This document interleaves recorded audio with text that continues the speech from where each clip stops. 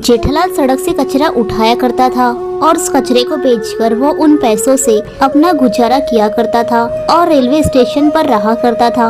आज जल्दी जल्दी मैं अपना काम खत्म करता हूँ और जल्दी सो जाता हूँ, फिर कल जल्दी सुबह उठकर मुझे काम पर लगना होगा। फिर जेठालाल खाना खाकर जल्दी सो जाता है। अगले दिन सुबह एक छोटी लड़की जेठालाल के साइड में बैठकर रो रही थी। उसे रोता देखकर जेठालाल घबरा जाता है। क्या हुआ तुम्हें? तुम रो क्यों रही हो? तुम्हारे मम्मी पापा कहाँ पर है? वो छोटी बच्ची बिना कुछ कहे सिर्फ और सिर्फ रोती ही जा रही थी। तब जेठालाल उस लड़की से कुछ नहीं कहता है और वो आसपास उस लड़की के मम्मी पापा को ढूंढने लगता है, पर उसे आसपास कोई भी दिखाई नहीं देता है। भैया, मुझे भूख लग रही है। ओह अच्छा, ये बात है, आओ मेरे साथ, मैं तुम्हें खाना खिलाता हूँ। तब जेठालाल अपने कुछ बचाए पैसों से उस बच्ची को खाना खिलाता है। भैया, आपने भी तो सुबह से कुछ नहीं खाया है, ये लो आप भी खा लो। ये कहकर वो लड़की जेठालाल को खाना खिलाने लगती है। इतना प्यार देखकर जेठालाल की आंखों से आंसू निकलने लगते हैं, क्योंकि जेठालाल को इतना प्यार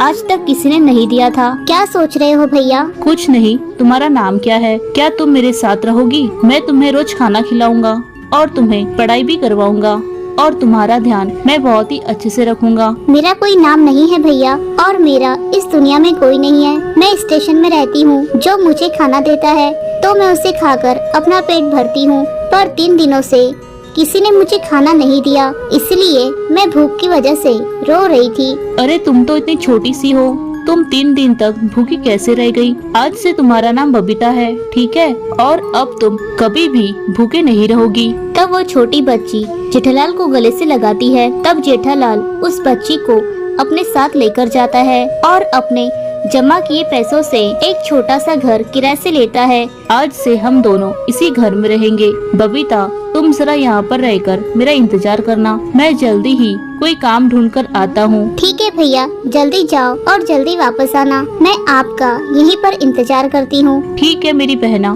मैं जल्दी ही वापस आऊँगा। तब जेठालाल काम ढूंढने निकलता है। भैया, मुझे कोई काम मिलेगा? अरे मैं इतने छोटे से बच्चे को काम पर रखकर जेल नहीं जाना चाहता, चलो निकलो यहाँ से। काका, क्या मुझे कोई काम मिलेगा? नहीं बेटे, हम छोटे बच्चे को काम पर नहीं रख सकते। तब जेठालाल निराश होकर वहाँ से चला जाता है और एक चाय की दुकान में जाकर खड़ा हो जाता है। तब वहाँ के एक चाचा जी उसके पास आते हैं। क्या हुआ बेटे, तुम नाराज क्यों हो? तब जेठालाल उस चाचा जी को अपनी सारी बातें बताता है। अरे बेटा, तुम तो ये बहुत ही अच्छा काम कर रहे हो, एक अनाथ लड़की को पढ़ाना चाहते हो, इसमें मैं भी तुम्हारी मदद करना चाहता हूँ। बेटा, आज से तुम मेरी दुकान में काम करो और खूब मेहनत करके पैसा कमाओ और उन पैसों से अपनी बहन को पढ़ाओ। वैसे बेटा, तुम्हारी बहन और तुम कहाँ पर रहते हो? वो चाचा जी, मैंने आज ही एक छोटा सा कमरा किराए से लिया है। चाचा जी, मैं तो अब तक रेलवे स्टेशन पर अपना गुजारा कर रहा था, पर अब मेरी एक बहन भी है,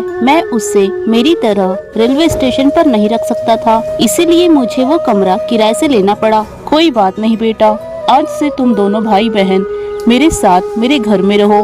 वैसे भी मेरा इस दुनिया में कोई नहीं है, मेरे जाने के बाद मेरी ये दुकान और मकान तुम दोनों ही संभालना। नहीं चाचा जी, आप ऐसा मत कहो, भगवान करे तो मेरी भी उम्र आपको लग जाए। फिर जेठालाल अपनी बहन को लेकर उस चाचा जी के यहाँ रहने आता है।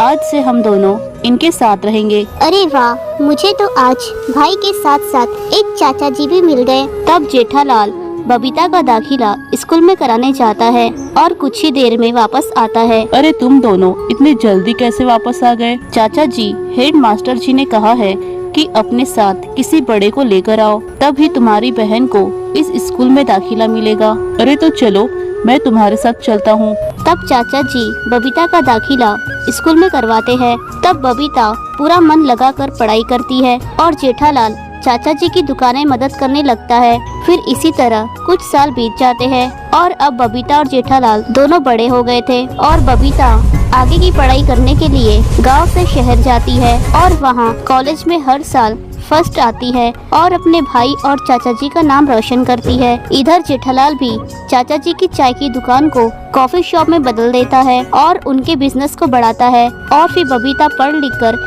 एक अच्छी डॉक्टर बनती है। तब चाचा जी उसे अपनी पूरी कमाई लगाकर एक अस्पताल खोलकर देते हैं। फिर बबीता खुशी खुशी उस अस्पताल में गरीबों का मुफ्त में इलाज करती है और फिर तीनों खुशी खुशी एक साथ रहने लगते हैं।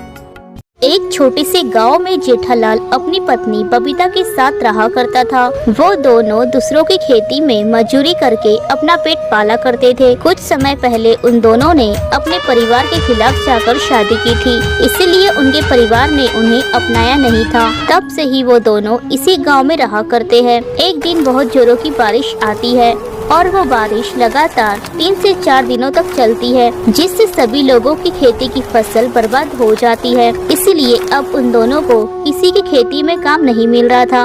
तब उन दोनों का पेट पालना मुश्किल हो गया था। उनके पास जो कुछ भी जमा पूंजी थी वो भी खत्म हो गई थी। तब जेठालाल शहर जाकर दूसरों से काम मांगता था और उन पैसों से अपने लिए और बबीता के लिए कुछ खाने का लेकर आता था। तब ऐसे ही कुछ समय बीत जाते हैं। तब एक दिन जेठालाल को उसके बापूजी का कॉल आता है। जेठालाल के बापूजी उसे उसके घर वापस आने के लिए कहते हैं। ये सुनकर जेठालाल और बबीता दोनों बहुत खुश होते हैं और वो दोनों अगले ही दिन अपने घर आते हैं। अरे बच्चों, आ गए तुम दोनों? हाँ बापूजी, आपने हमें घर बुलाने में बड़ी देरी कर दी। बापूजी, क्या आप हम दोनों से अब भी नाराज हो? अरे नहीं बेटा, मुझे जरा सा अहंकार हो गया था कि एक गरीब की बेटी मेरे घर की बहू कैसे बन सकती है। मुझे माफ करना बबीता बेटा, मैं जरा अमीरी में घमंड कर गया था, पर इसके चलते मैं ये भूल गया था कि मेरा जेठालाल के अलावा इस दुनिया में दूसरा और कोई नहीं है।